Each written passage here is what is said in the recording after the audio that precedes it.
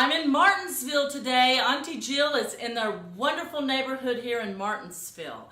And I am with a very dear friend and colleague who I've gotten to know while working at First Church.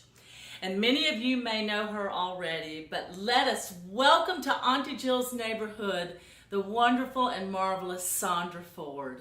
Thank you. I'm so glad to be here. Oh, that's great. Yes, many of you may know Sandra, but I got to know Sandra a couple of years ago because she is a wonderful composer. And she most recently, what I call her latest and greatest, she wrote a beautiful dedicatory anthem to Corky Corcoran's ministry at First Church, his 26 years of music ministry at First Church. And luckily, we were talking about this yesterday, luckily we were able to do that anthem on February the 9th, which meant that was before the coronavirus hit the American shores. So what a blessing. We were both commenting on how wonderful that was to be able to do that together. So I just, in getting to know her and her wonderful talents and her sweet, beautiful spirit, I thought, what a great thing to interview Auntie Sandra for Auntie Jill's neighborhood. So I'm delighted for her to be with us today. I think that's really should be Grandma Sandra. That's what I am to my grandchildren and great-grandchildren. Well, there we go, Grandma Sandra. That's awesome. Yes, well, let's get started. I've got some handy-dandy little questions here that I'm going to ask her, and I know we're going to have a wonderful time. So, Grandma Sandra, what is your full name? Well, my name was Sandra Allison Turner, and then I was married and became Sandra Allison Turner Ford. Awesome. And how many years were you married? We were married 61 years. Are you serious? Yes. 61 Yes. years. Oh my word. What an accomplishment that is. Isn't that, kids? That's fantastic. And what was your husband's name? My husband's name was Jim, and he was an attorney. He was from Martinsville, and when we finished law school, or when he finished law school, I taught school while he was going to law school. We came back to Martinsville to live here, and lived here from 1959 until he passed away 2 years ago. 2 years ago. Wow. Almost 3 now. So he was from Martinsville. Yes. And then you met while you both were in law school? No, we were in Roanoke College. And I was in Roanoke College because I had a horse, and I couldn't go away to college. My dad said he would not send a horse to college. So I changed my direction and went to Roanoke College so I could stay home and train my horse, a new horse that I had just bought. And I met Jim when I was at Roanoke College. That's an amazing story that you wanted to stay close to your horse. That's awesome.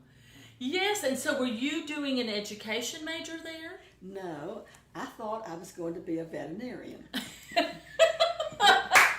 We lived in the country, and we had many animals, and I had my horses, and I decided that I wanted to be a veterinarian. I loved animals so I went into pre-med, and I was in the pre-med course for at least 2 years, and realized that it was not going to be for me. I was not big enough to handle the farm animals that I would have had to handle in those days. And women were not well accepted in veterinary school. Then there was not but one school that I could have gone to here in the South. That would have been in Georgia. And I decided I loved teaching. I knew I loved being with children. So I decided to go into education and psychology then. So you did 2 years in med and then changed over to education and psychology. Yeah. And Jim was there doing a law degree. Well, no, he was in pre-law at Pre-law. that time. Yes, he was probably a history major. I that gotcha. time. Yeah, he was. Amazing. But you both met at Roanoke College. So you were saying he was from Martinsville. So were you also from Martinsville? No, I was from Roanoke, and then later Roanoke County.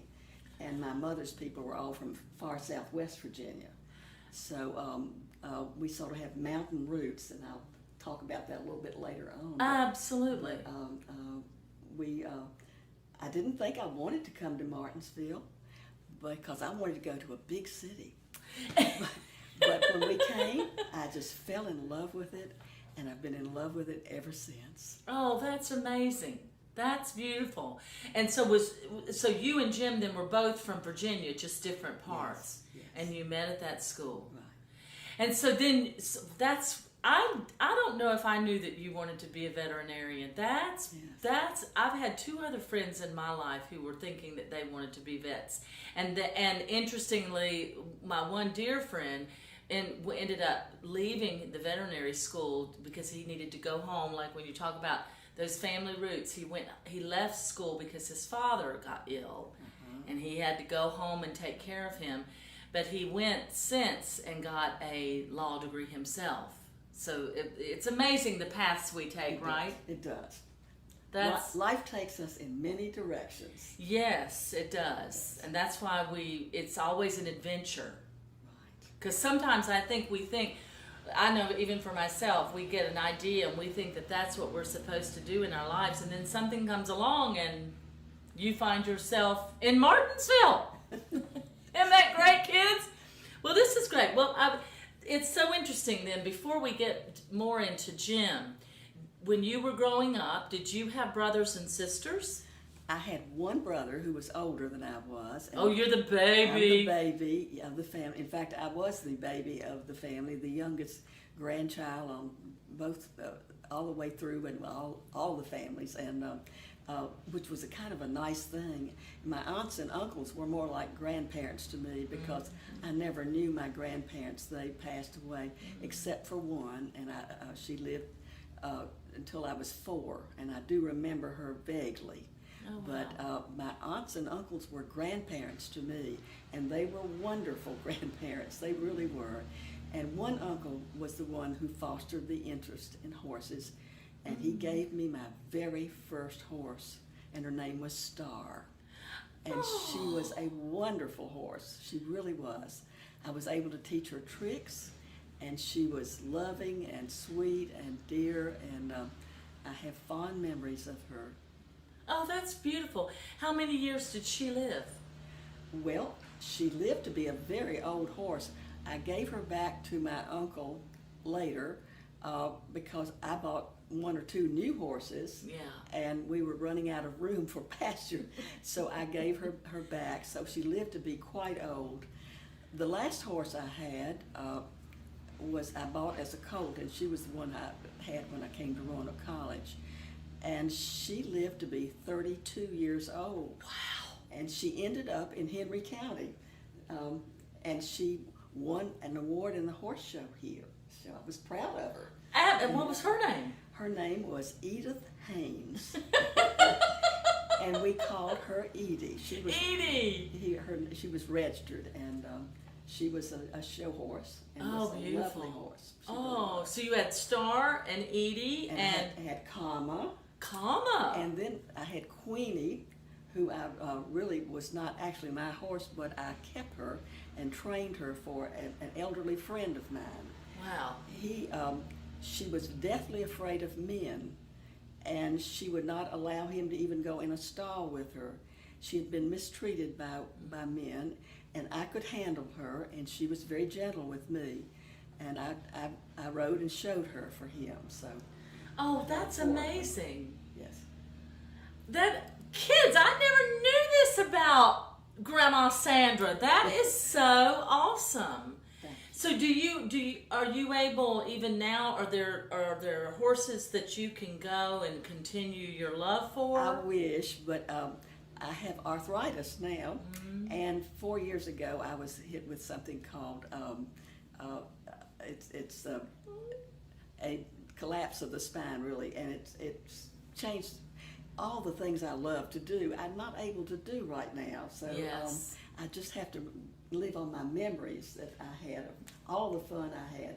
Oh, and I often up with these horses. Exactly. I have that too. I often call it the blessing of the memory, because memories can truly be a blessing, and our imaginations and our hearts can almost transplant us back in time to those things that we loved. You know, that's also why I love to read. Well, I still ride in my memories. That's right. I still can feel like I could ride if I could get up on the horse. So.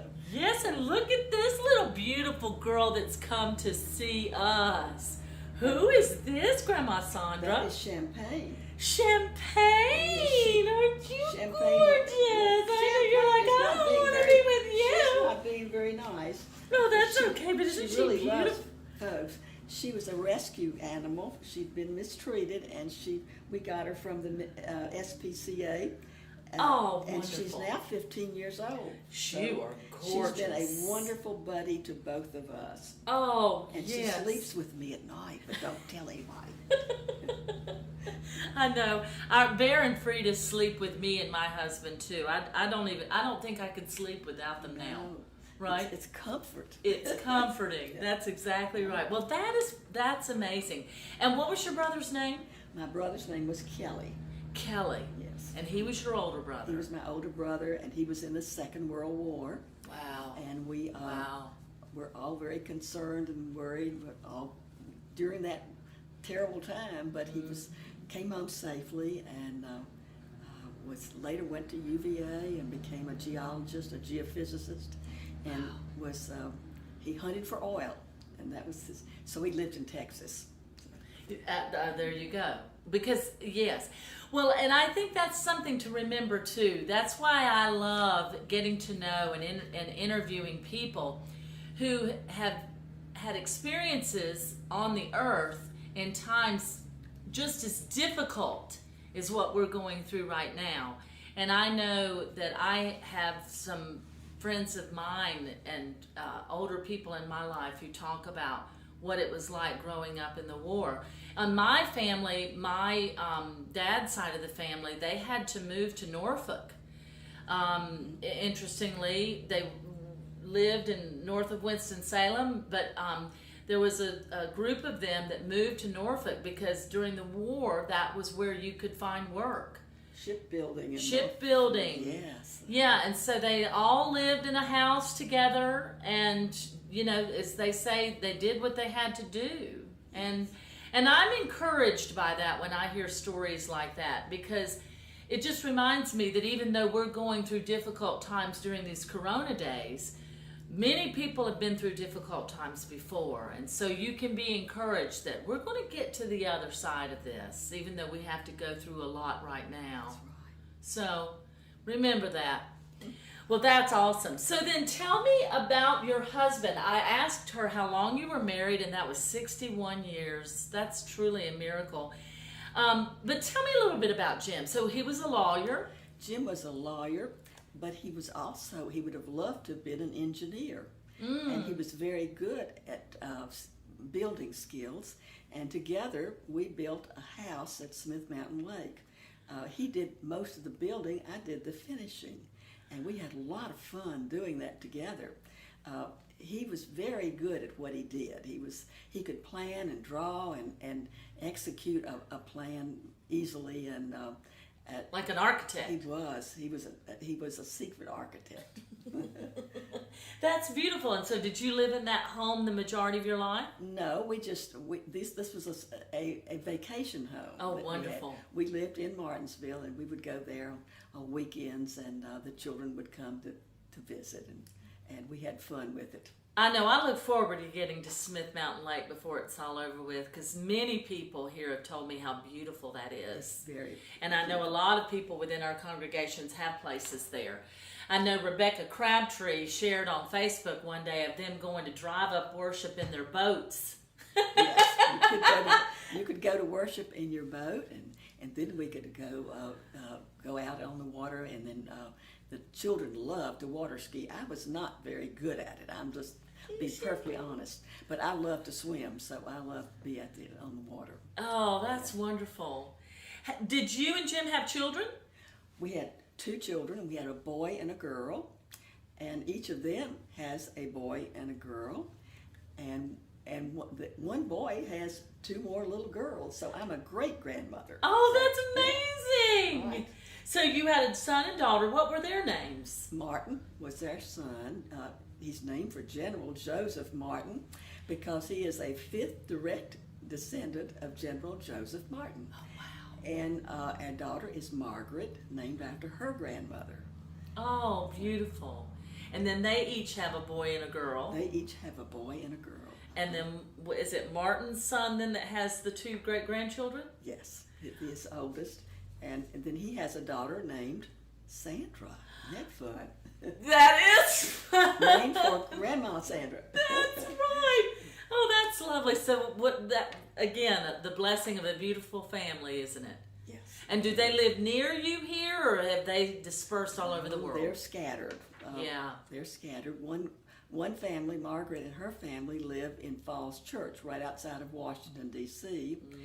And our son and his wife live in Augusta, Georgia, wow. where they have the golf tournament every year. So, oh, I know, the Masters. Yes.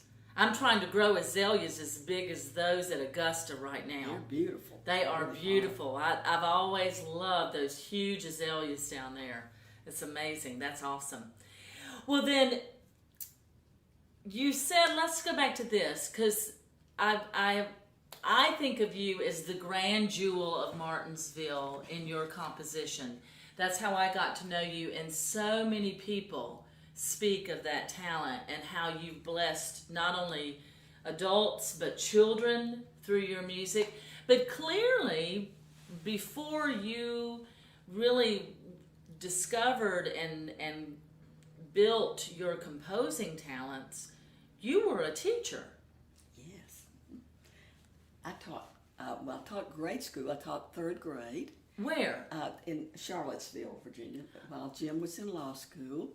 And then when we came back here, we had a baby by that time, little Margaret. And then we had another baby. And when they were a little bit older, I went to work as, I did substitute work all the time they were growing up. And then I went to First Presbyterian Church and became a teacher of 5-year-olds. We had a 5-year program then. And then later became the director as well. And I loved it. I was there for a number of years.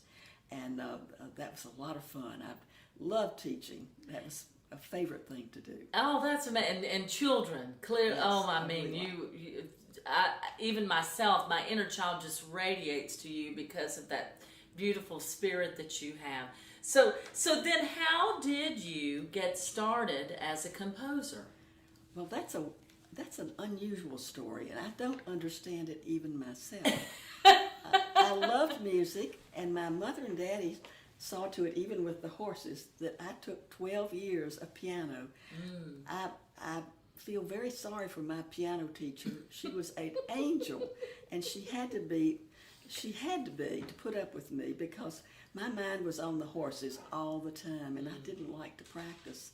But I stuck with it, and I had a close friend who lives here in Martinsville and used to be our choir director and organist at First Presbyterian Church. She and I have been friends for over 75 years. Wow. And she still lives here. She has moved back to Martinsville. Her name is Jane Townsend, and some people will remember her and know her.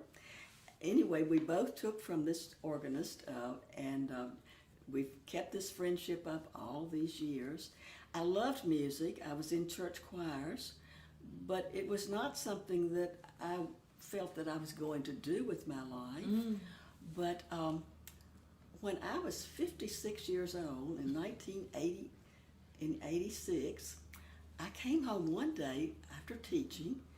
I had not been playing the piano except to play by ear with my children in kindergarten, but I could not pass the piano. There was something that said to me, you must write. I'd never written in my life. I'd never wanted to write, never thought I could, never even considered it. So I went to the piano and I wrote an anthem. I wrote the text, but I didn't know how to write it down. I just remembered it in my head. It was not a very nice anthem. It's not a very good anthem, but I thought it was kind of remarkable because I'd never done it before. And I took it over to Jane Townsend and showed it to her, and she was being a good friend. She didn't say, it's really terrible, Sandra. she said, well, that's interesting, Sandra. Maybe you'll do it again. She doesn't even remember this. I do. I thought, I'll never do that again, though. But in about 2 weeks, the same thing happened. I had to go to the piano. This time, I wrote an anthem that later was published, but not at that time. And Jane was really encouraging then. She even had the choir do it. I don't know how they did it. I don't know how they read it when I realized, because I didn't know how to write. So I thought, well, I will teach myself to write.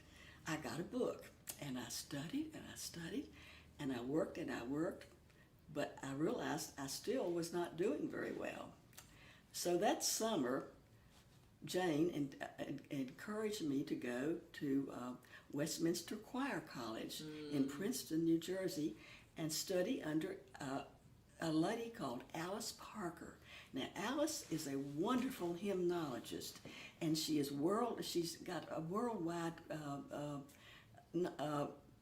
following. Mm-hmm. And but the little brochure said you didn't have to be a good musician to go. You could just go and be a part of the group, and you would learn. And Jane said that was just for me. So I flew to Princeton and spent the week under Alice Parker's tutelage, and I learned one thing. I learned I didn't know anything about writing. I was writing down everything Alice said phonetically because I didn't know the language. I simply was unknowledgeable. And I came home. I'd already stopped teaching at that point because I wanted to write so badly. And I said, Jim, I don't know what I'm going to do. I'm going to have to go back to school. And he said, that's good. He said, just call all the colleges that you could drive to within an hour or an hour and a half and see what they can offer. So I did. And Roanoke College offered me exactly what I needed. So I immediately went back to Roanoke College that fall, and I ended up going for another 3 years and getting the courses and things I needed. Professors took me under their wings. They became close friends. Other people stepped up, and I had friendships I never knew about. And I learned so much in those 3 years, and it has stayed with me. And after that, I began to be published because I had some background that I had not had before. One of the other things I had is I learned to use the computer to write with, and that was the biggest help I can ever imagine, because I can't imagine doing without it. It was the programs were in their infancy then. Wow. Was this Finale? No, Finale only was for a Macintosh, and we had only IBM computers because they had to correlate with the computers at the office. I see. And everything was IBM. There was a program written by a professor at Radford College, and he wrote it only for PCs. And we used that. It was a very difficult program because it didn't have any helps at all. But it did the job, and I learned it and put it on my computer. And then later went with Finale when Finale had a program for PCs. Isn't that amazing? So what I find interesting about that too is that you started at Roanoke College to be a veterinarian, which then transformed into being an education psychology major, right? Right. And then, lo and behold, in their late 50s, what happens? But the Lord sends her back to Roanoke College, and she was studying music. Right. So you are a lifelong learner. I love to go to school. I will say that. As long as someone will send me to school, I will go. I love to go to school. And I love that. I think what's so beautiful about that, kids, is never, never, never stop learning. Don't think in any way, shape, or form that your life, once you get out of high school or should you go to college. You know, I have many friends who didn't go to college. They went on their own paths to become entrepreneurs or something that started businesses. But the real thing is that allow your imaginations and your minds and your creativity to constantly stay alive, because this is such a beautiful example of someone who's, through her lifelong love of learning, look at all she's given to this community by developing her gifts in that way.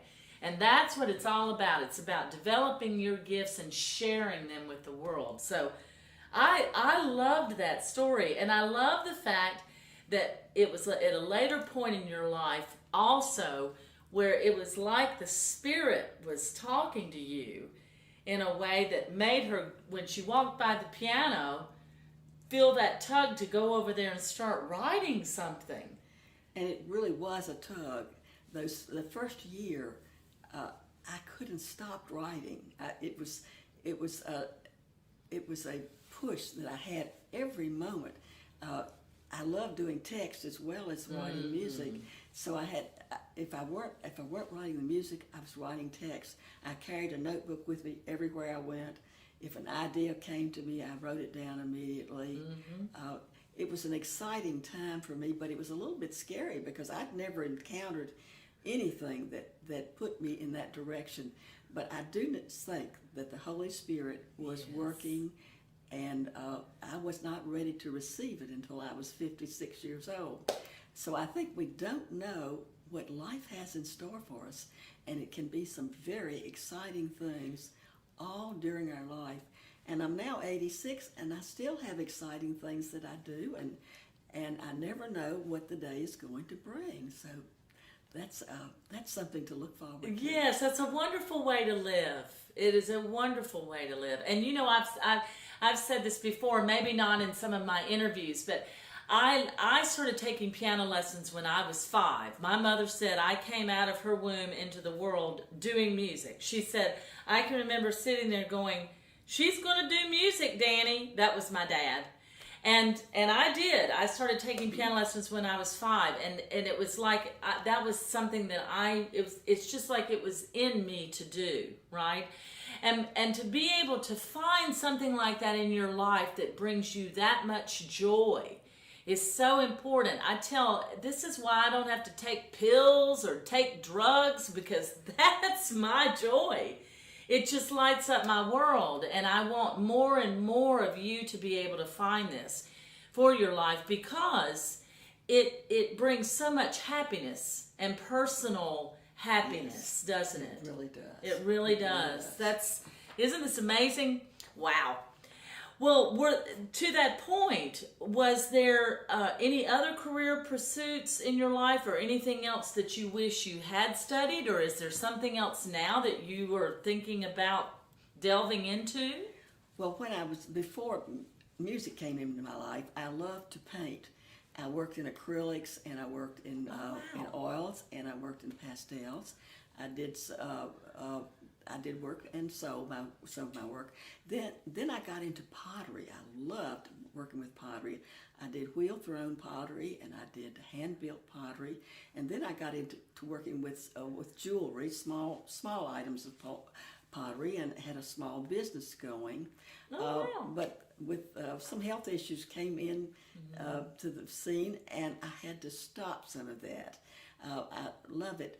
But the nice thing about art in any form, the graphic arts and music are very much alike. We even use some of the same terminology. There's light and there's dark. My friends that paint, we love to talk together because we talk the same language. And I've often thought that it's one side of the same coin. If you turn it over, it's music or it's art. But the two go very closely together, and they're intertwined. Oh, yes. And so I love that. I've sort of run out of classes to take. I've taken quite a few. Whenever I see a class that I'm interested in, I just take the class. Yes. So it's fun. That's exactly right. It is fun. It keeps you alive. It keeps you... Right. It keeps you young at heart, doesn't it? Yes. Yes. Well, let me ask you personally about your life as a Christian. Was there a specific time when you gave your heart to Christ? Or has it been more of what I call a journey or a process? I think it's really been more of a journey. My parents were my role models. My brother often said, if I could pick the parents, home I could be born into, it would be this home. They were very unusual people. I know now that they were dedicated Christians, but they lived that life, and I never heard an unkindness or a voice raised or a judgmental talk from them. They both taught Sunday school, and they felt it very important that I be grounded in the Bible. And I had to memorize. Yes. Memorize so much, even with the catechism, the shorter catechism. I can still say, God is a spirit, infinite, eternal, and unchangeable in his being, wisdom, power, holiness, justice, goodness, and truth.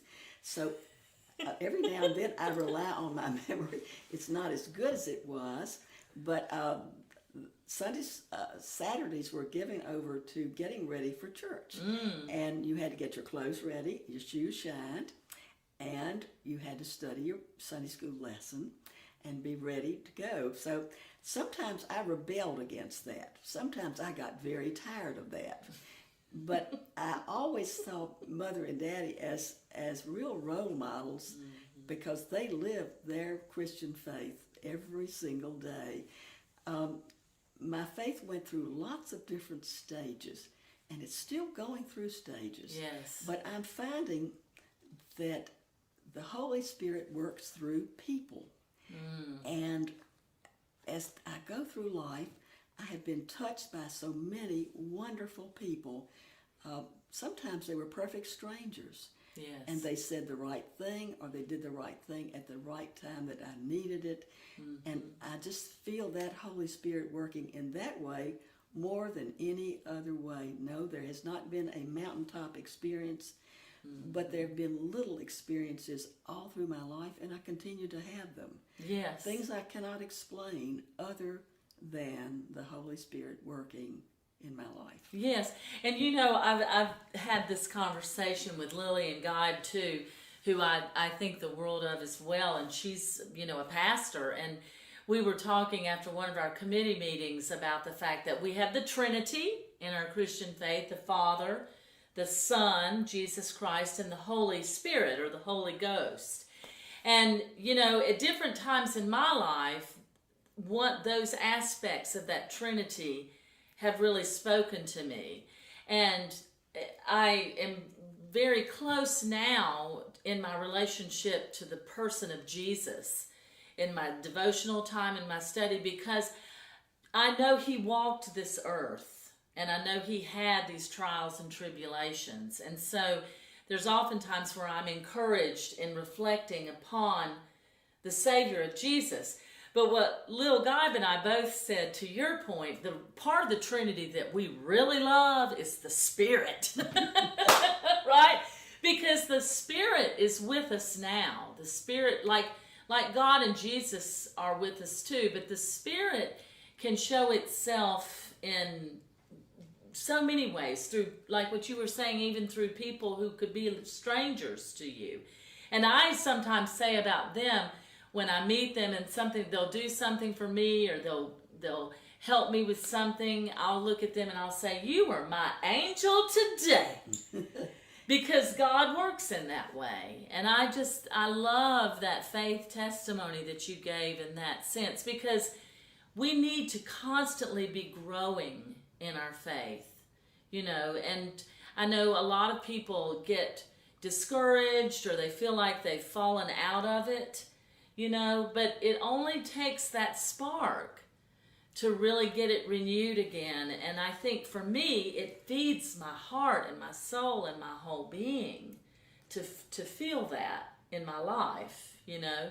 And we never know when we're going to be the spark that makes a difference for someone else. Yes.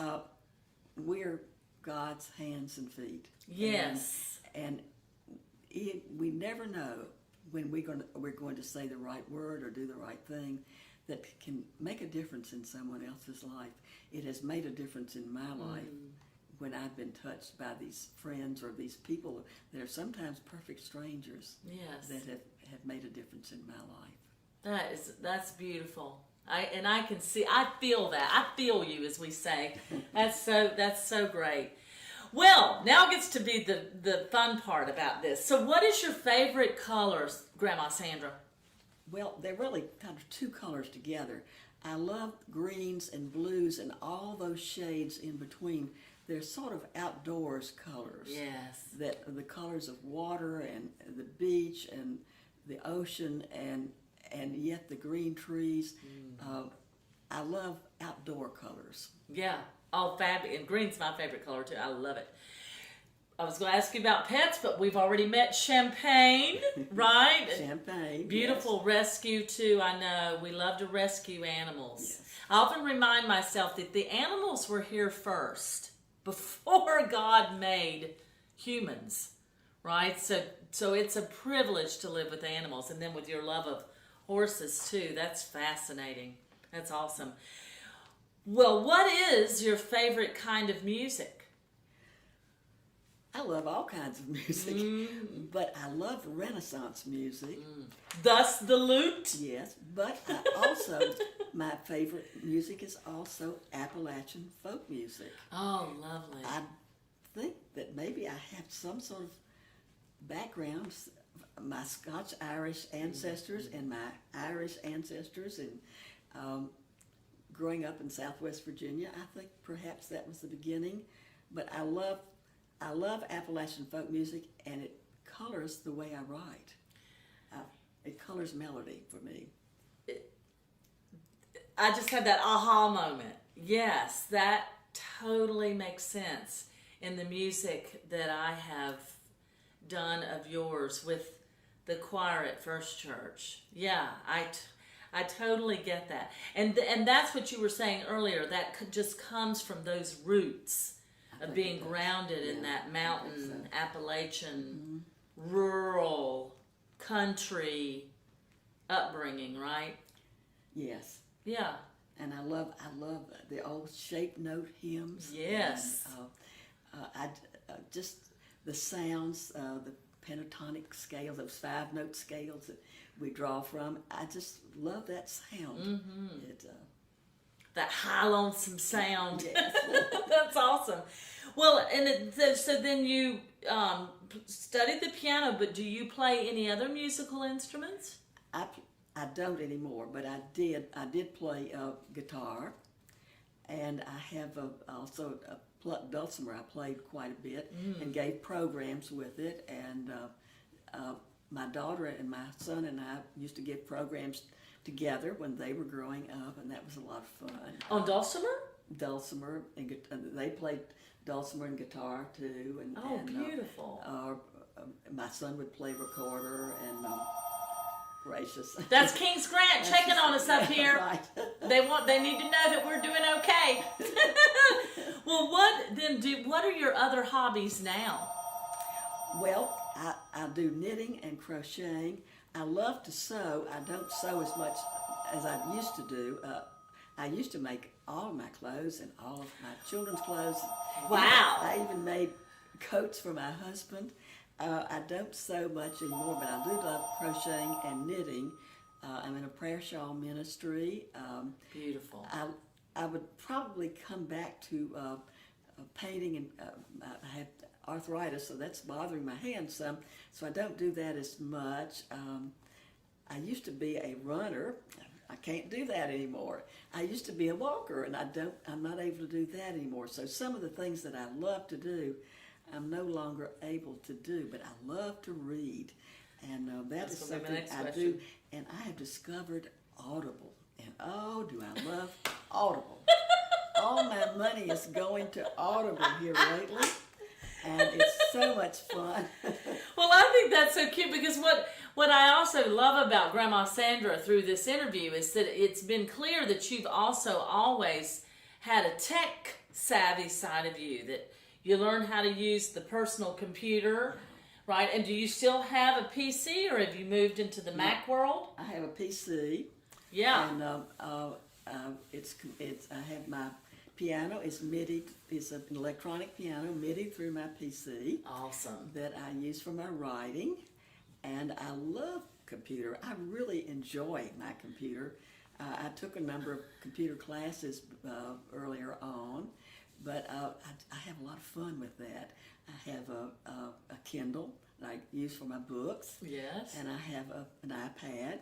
And I also have a Roomba, which I love. My Roomba does my vacuuming for me.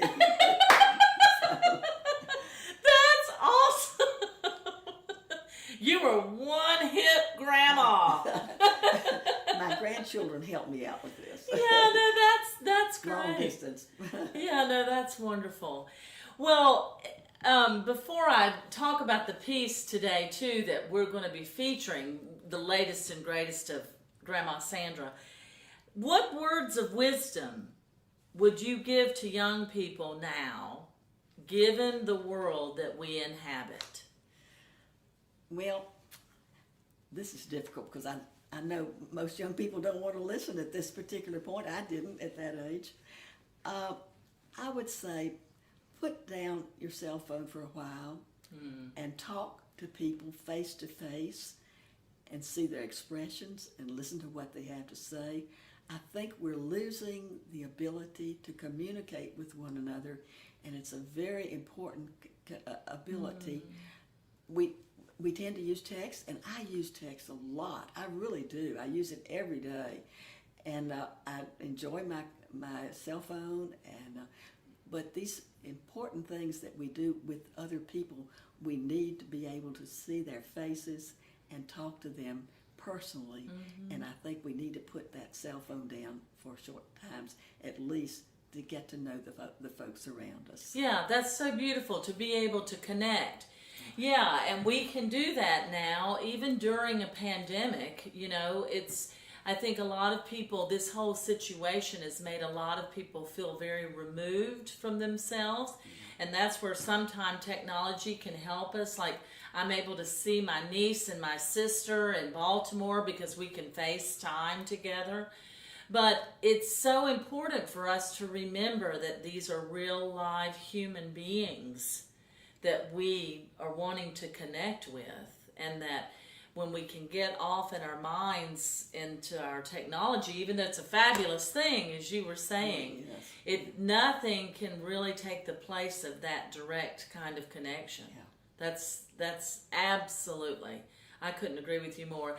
And that's why today on this hymn segment, I am featuring, I'm sort of doing a combined Auntie Jill's neighborhood interview with Grandma Sandra, but it's also because she has written a beautiful piece based on the Irish proverb or the Irish prayer of, may the road rise to meet you, may the wind be ever at your back.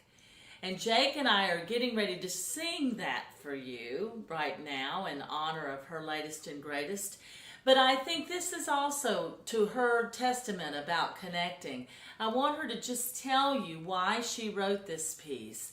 And sometimes even a gift of music or singing a song or doing what she's getting ready to tell you about can also touch someone's heart so deeply. So tell us why you wrote this beautiful piece. Well, our pastor uses this at the end of every service. And at First Presbyterian. At First Presbyterian, and I've always loved it. But being here at Kings Grant, we really can't leave. We've been on sort of a lockdown for a good while. We're getting out a little bit more, but we're missing our friends and we're missing our family. And I have a grandchild who is going through a kind of a tough time right now, and I would love to see him and be able to talk to him. But I can't be with him. I can't be with my grandchildren and my children and my friends, and I long to. And this says, until we meet again. And that's what I'm thinking now. Until we meet again, I'm looking forward to that time, and that's why I wrote this. Isn't that beautiful? It makes me kind of teary. What a wonderful thing. And that's true. It's so important that, I say that at the end of every one of these segments. Love one another, take care of one another, and we'll see you again really soon, right? Because we will. But that's what a beautiful gift of music. And Jake and I are just so thankful to be able to sing this for you and for all of our friends out there. So, would you join me in the final prayer with our children? Yes. May the Lord watch. Would you say that? May the Lord watch Between me and thee, between me and thee while we're absent, while we're absent, one from the other. one from the other. And Grandma Sandra, thank you so much for doing this interview with me today. I know all of you out there are just digging, getting to see us and be with us in our beautiful little living room here. And I hope that you will enjoy this beautiful composition by Martinsville's own Sandra Ford. May the road rise to meet you.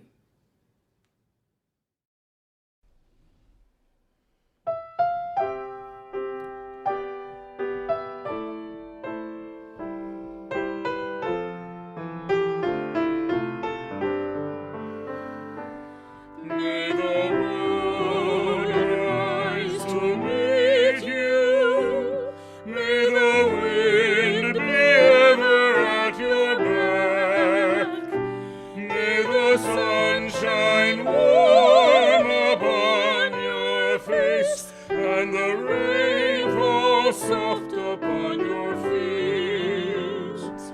And until we meet again, until we meet again, may God hold you, always hold you in the hollow of His hand, until we meet again.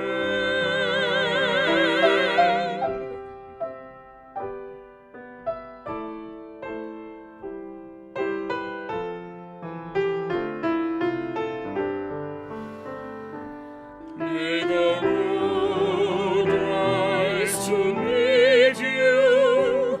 May the wind be ever at your back.